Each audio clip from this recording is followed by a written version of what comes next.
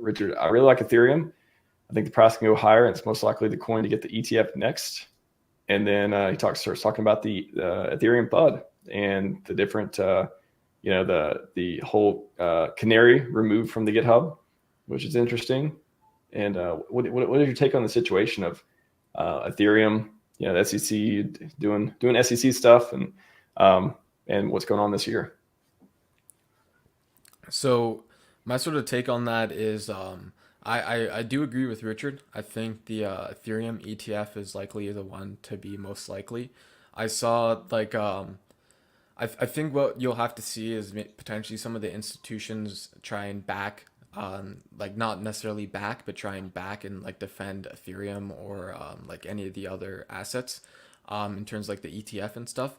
Because I know like when you had like the Bitcoin ETF, you had BlackRock majorly pushing that and going against the SEC and filing against the SEC to sort of push out their ETFs and stuff like this. But I do think it's weird that the SEC is trying to like retarget Ethereum as a security now that it's proof of stake. I'm not sure how like proof of stake fits their definition any better than their proof of work chain does. Maybe now, since before you bought mining hardware to go and mine Ethereum coins, now you have to buy Ethereum coins to go and mine Ether or whatever. Maybe that's what they don't like about it or some. But I do think it is very interesting. But we'll see what happens with the ETF pass. I do think the Ethereum will get an ETF. There will probably be some sort of FUD that comes up around it, but I don't think the SEC doesn't even have that great of a track. I'm gonna just say standing their ground and actually like going through with not going through, but actually just winning in general. Like Gary Gensler is a habit of You say losing. SECs are not winners. They haven't won a lot recently, and we hope they continue not to do that on cases that don't need to be won on their side. Exactly. And I mean, we saw all of these. Richard talked about it. Like all these cases will set a precedent. Ethereum, like that'll be huge for the ETH guys to like whatever the courts do to sort of look at that and see what happened with that with that court case. But it's interesting. Like I saw Nuclear Herb's tweets, and he was outlining a lot of the dates for PulseChain and going over basically what dates you guys should all be paying attention to. But it looks like this process it looks like it's going to be sort of long and drawn out a little. But it does look like we're going to get some action. Like if you scroll down to, I think it was August 22nd. Yeah, August 22nd. I believe, or maybe it was October 20. Yeah, October 24th. Oral arguments will be held on Richard's motions to dismiss before Judge Amon. This is a can't miss event, and I this is sort of when I was reading it, this is what I was picking up on it as well. Hopefully, one or more streamers in our community will also put this on their channel. Again, ask your lawyer if you're concerned about any of the potential risks, if you feel it is necessary. Again, I haven't heard of anyone who has done this before. Like recently, the Coinbase had one, and you had multiple people streaming it without suffering any consequences. Uh, he also says, I would not expect a ruling at the close of the oral argument. Judge Amon will almost certainly take the matter under advisement and issue a written ruling somewhere, his best guess around the 60 to 90-day mark. So Go what you're ahead. saying is, we go up way, way high this year, and then for Christmas, Merry Christmas, everyone. SEC case dismissed, and then we go to the moon. That's what everyone wants to hear, That's the potential. That's the potential. right?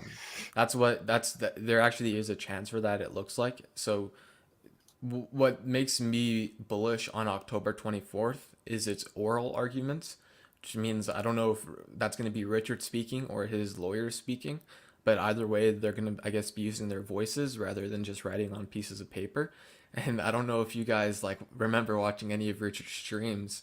Um, we'll wait for him to come back, hopefully. But if you guys remember his streams, like he's a very good speaker, and he's good at getting the point across, and he's very good at developing these talking points. And what was it? Doesn't he have like a bar certificate or whatever? So Rumored of that, yeah. I've heard that he did something around that. But dude, I never even thought of that. I could totally see he's already got an 11-person Chad legal team. Like it'd be funny if like he became the 12th man there, and he's like, let me start this off. Let me kick off the little conference we got here, and he does the keynote for the whole deal. It's like That would Tony be Stark unmissed. in that movie. Yes, yeah, dude. Oh man, that's Iron Man series. Great series. I'm watching Captain America right now. Just started watching Captain America again. Very good as well. But yeah, Richard would be Iron Man, aka Elon Musk as well. He does a cameo in the movies too. That would be a can't Even miss event. Elon Musk went up against the SEC with the whole Dogecoin thing. I can't remember exactly what happened, but I don't think he got a fine, if I remember correctly. Man, he's so many different things. Only what I Yeah. remember is he got. Only thing I remember him actually getting something substantial happening was when he tweeted about what was that funding secured, and then he just he just couldn't be chairman anymore. Like they just removed him as chairman, and but he still like could be CEO and own all the stock and all that stuff. He just couldn't be chairman because whatever. I guess they had to do something. They failed at least. I don't know. I don't know what happened with Dogecoin. I know there was some lawsuits or something, but yeah, apparently he's doing okay. So if Richard's the billionaire, multi-billionaire genius founder guy, seems like he has a chance, especially when you're going up against a case that we've already seen analyzed, and people have their opinions back and forth, but overall, the response to it is what made everyone super super bullish and kind of forget about it. It's been in the back seat for a while. We're just kind of like, hey, it's almost like it's like extra bullish. Like, okay, if this goes well, it's extra bullish. It's almost treated like that now. So yeah, even I like I like how you brought up like Richard being like the 12th lawyer, because like crypto is very complex, right? And there's tons of nuances, and there's tons of ways you could sort of extrapolate or interpolate ideas depending on like your perspective and like how you frame it. You could frame things a million different ways depending, and you could probably argue it a million different ways. Like if you guys remember the stream on, I think it was New Year's or Christmas, Richard was talking about like holding your keys, and like the definitions around like that, like who actually holds your keys. Like if a hacker takes your keys, does he pay taxes on that as well? Like do you guys both own the seed phrase? Like how exactly does this work? Like do you own the seed phrase in the first place, or is it just like a piece of paper? Like is it just like the data interchanging on the blockchain and stuff like this? So he made up like these different points and stuff like this. Now what I do think is interesting about having a founder like Richard Hart is I'm sure his lawyers are good, but when it comes to like this crypto stuff, like it hasn't been around for 50 years. So none of these guys can have like, there's no chance any of them could have like 50 years of experience in crypto litigation, because like crypto litigation hasn't been around for that long. So I think it's great to have someone like Richard Hart sort of almost debating those lawyers, getting them like straight basically, getting them like all in tune with what's going on. And I'm sure he's bringing up talking points to his lawyers, and like they're consulting him back and like telling him like whatever, right? Like I'm not a lawyer or legal expert or anything like this, but I do think we're at a great advantage having like someone as smart as Richard, who's like rumored to have some like legal certifications, working with some of, I guess, some of the top lawyers potentially in the country, to sort of get the case dismissed here. So that'll be interesting to sort of see how it plays out. But I'm extremely bullish on having Richard sort of on that frontier, because he's gonna be able to defend his project better than anyone. And if you combine his knowledge with like 11 or 12 other lawyers, then that to me is it's a very good recipe. So A yeah, squad. We call that a squad. So good, man. So good. Yeah, I think yeah, that's a good point too. You brought up about Richard did a whole bunch of different posts that kind of got forgotten half the time because people were waiting for tell us when bullish information, Dev, instead of like talking about decentralization and talking about freedom of speech and all the different blockchain stuff. And yeah, a big point of that was there is no ownership. There's dominion over keys, which give you access and control, but there is no ownership of crypto. Like it's a very nuanced concept. So they try to apply all these rules and laws and stuff that when you take them literally, they make no sense. Yeah, we can get yeah, the spirit of them, but yeah. how much, again, which ones are for freedom, which ones are for the people, and which ones are just for control and don't apply. Like that's what we're currently trying to work out, I guess. And I But actually do think a big reason, sort of, with this whole like SEC and crypto stuff was I think Hex gave a lot of power back to a lot of people. Like people were freed from Hex. Like I assume a lot of people were probably hurt from Hex as well. That's just how like every market, like people were hurt from Bitcoin, people got hurt from Ethereum, but I think a lot of people got freed from Hex, and like that's not necessarily what you want to see if you're trying to like operate a matrix or a system, and like you want to keep the machine running smoothly, and if you have like a portion of the machine like sort of like turn off and like just go offline and like no longer needed, like I don't need to work for the machine anymore because I can store my own value and make my and like store my own economic energy over here. I don't need to like necessarily take from like get paid from you anymore. Then that could be an issue, right? So trying to like yeah, shut things like this down like is sort of a big deal for like powerful people, I guess you could say. I think there's even a different way to look at it as far as, so because you mentioned, being, hurt by Hex or Bitcoin or Ethereum, whatever. I think an interesting way to look at it too is it's not as if these protocols failed. So if they don't, it's not like in the real world, I was hurt by, some person, does something negative against you. And yeah, maybe that is like a failure, right? There's a failure of like civility or whatever it is that causes you harm in some way. But in crypto, with any crypto, whether it be Hex or again, Bitcoin, Ethereum, anything, I think a better way of thinking about it, or a more interesting way, is again, without the protocol failing or without some like actual rug happening, like let's put that to the side. I don't think a crypto can fail you unless it literally fits one of those. Either like it's completely rugged, so there's no fair shot at succeeding whatsoever, or the protocol fails and it's same result. Like it just everything just collapses and it goes bankrupt in that sort of way, in that kind of mind frame.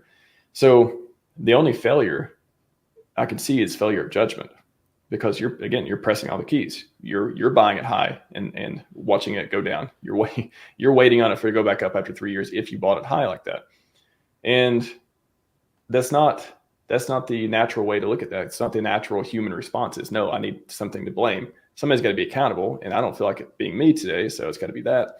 And now, especially, again, if you bought Hex high or whatever, you've been waiting a long time. You thought PulseChain was going to change everything, and maybe it will. Jury's not out, right? So it's almost like this. And then you see it. We'll get into this in a bit too. Like you see everything else, not everything else, but you see a lot of other things going up and doing all these things. You're like, hey, I've been waiting. I've been doing the right thing. I hung in there. When am I going to get rewarded? Sort of thing. But it's not the Hex failed anyone. I propose, not the Hex failed anyone or PulseChain failed anyone. Is that either the thing you signed up for isn't meeting the expectations that you yourself created. No one else created them but you, right? You press the buttons, you decide to send your money somewhere, and you decided when you thought it was reasonable to get it back, whether that meets reality or not. So it's not the failure of the coins or the protocols or the cryptos. It's the judgment call that happens to be either good or bad. And it's hard to even judge that because, again, there hasn't been enough time. Like, what is the time period where then you just call it? You're like, all right, is it 1 year? Is it 2 years? Is it 5 years? When do you call it and be like, that was a bad call. I shouldn't have sacrificed, or I shouldn't have bought it at that price because it wasn't rewarding. I didn't get a price appreciation I was looking for. Or do you just call it and get in yourself, hey, I made a mistake. Hex is 1 cent. I bought it 40 cents. Hex is at 1 cent now. I'm getting out now. But then if you do that, you're calling it. But again, that doesn't really match reality either, because now you're making another judgment call. That decision too. If you buy high, wait 2 or 3 years, sell low, get out, and if it goes back up, that's another. Like, so who's failing who at this point? Like, it's not the protocols failing. It's not the founders rugging. It's just the decisions that are being made, either profitable or not profitable. So I think that's an interesting way of looking at it too. That I think it's helpful, especially in this space. That is a very good point, and you're absolutely correct. Like Hex and PulseChain and PulseX, like one of the Hex's biggest talking points was 100% uptime for 1,500 plus days, right? So Hex hasn't failed. Like I guess you could say like some users may potentially made some wrong decisions potentially, depending on which time frame you're looking at, depending on like if you decided to buy near the top and realize that loss near the bottom, then like maybe you made a mistake and maybe the price like reverses and like goes back to where you purchased, things like this. But I think you're absolutely correct. Like PulseChain, Hex, and PulseX, and pretty much all the core RH tokens, tickers, none of them have failed. They all still exist. They're all like Hex is immutable, right? So it doesn't change. It will stay on the Ethereum blockchain and on the PulseChain blockchain forever. Like it'll always exist, right? And that's another way of looking at it too, is like in which time frame. So I know a lot of people got like maybe they overexpose themselves in the sacrifice, and like maybe it was into the PulseX sacrifice. So and maybe you got like a worse rate than what you could have like originally gotten on the first day or something like this. So maybe you're down a little bit on the sacrifice, but if you haven't realized those losses, then like, and if you're still a believer, and if you still think like the project can go somewhere, then you haven't really lost anything, and like you haven't necessarily failed at all. Like I think like you're actually doing quite the opposite, and you're almost succeeding because you have your conviction, assuming that you sacrificed and you're still here and you're still a believer, and you have your conviction and you have your token still. So those are pretty much the only two things you need to like I think be successful in crypto, is just as long as you have conviction into like your core tokens, whether that's maybe Bitcoin and Ethereum for some people, maybe that's Hex, PulseChain, and PulseX for other people. But as long as you have like basically max conviction in your core tickers, then I think you'll become successful in crypto, because you won't get shaken out the markets when they turn around, and you'll actually see the value and you'll see where the sort of the stuff is going, like how we're talking about in April, Bitcoin halving, PulseChain projected 1 million plus wallet addresses, was active wallet addresses, Active stuff like wallets, this. yeah. So once you see sort of these metrics flip over, I wouldn't be surprised if we start to see some pumps and stuff like this. But yeah, like nothing's failed. Nothing's failed, right? Everything's still here. It still exists. Like your coins are still there. And I think just to be successful in crypto, like if you just take your conviction and your coins and you wait, like if you have a long enough time frame, I think how it works in like crypto people are, I think, really bad for this is they'll plant a tree and then the very next day they'll just start staring at it and they'll say, why hasn't it grown yet? Like, well, why don't I have any apples? Screw this tree. I'm going to go buy another piece of land. Yeah. Yeah, like maybe the piece of land is flawed now. Let me go get a different one. So Yeah. yeah, instead of just going off like enjoying your life, like sitting by the beach and then coming back later and like, oh, look at this tree, like grew like 100 million% or whatever, like from where we were last time. People like they will sit there and observe all day. Like that's what checking your portfolio is. Like if you're constantly refreshing your portfolio 15, 20, 50 times a day, how much money are you at right now? What's the value at currently? If you're always doing that, you're planting a tree and you're literally watching it grow in real time. So Yeah. good And things. going to yell at the guy who sold you the seeds. The seeds are defective now. It's like, oh, there's always something, right? It was funny, like on Lit Stream, there was someone who brought an analogy like you go to McDonald's, you buy a burger, and then you take the burger home, you eat the burger, and you're happy, right? You have your burger, and no longer your $20 or however much, right? You don't go up to the McDonald's counter and then ask them, "Hey, by the way, what are you doing with my $20?" You know what I mean? Yeah. And Yeah. It's important to me that I know where this money is going before I make this purchase. And after I I make need the to I need purchase, to I need to know. know. Yeah. Yeah. So, yeah, I think people. It sounds weird, but I think people sort of just need to chill out, sort of just like pack their bags, make sure their bags are packed. Like right now, like this is, I would say, a great time to start DCN. Like not financial advice or anything, but if you don't want to be purchasing the tops of the green candles, then you can be buying through the poor sentiment. And like we were saying in April, like Bitcoin halving projected 1+ million active wallets, and there was one other statistic on that page I'm forgetting off the top of my head. 50-week shakeout as one. 50-week shakeout. That's the big one I was forgetting. Yeah. Yeah. I mean, that could be even now everyone's guessing like, did he mean 50 weeks? Was it 52? Where's the starting part for 50 weeks? Everyone's already like kind of nervous about that. Is that going to play out too? Is that even, relevant? People are questioning. I mean, why not? I think it's as everything's got legs to it. If you can connect the dots, and again, you can just connect the dots out of nothing too. But I don't know. I think April's going to be exciting for various reasons, whether, we go to the moon or not. I think, too many things. I don't know what it is. Like I hate using intuition, but at the same time, it just has this feeling of like, man, April. Either I know I want it to be a special month, but also there's a lot of things that make it seem that way too.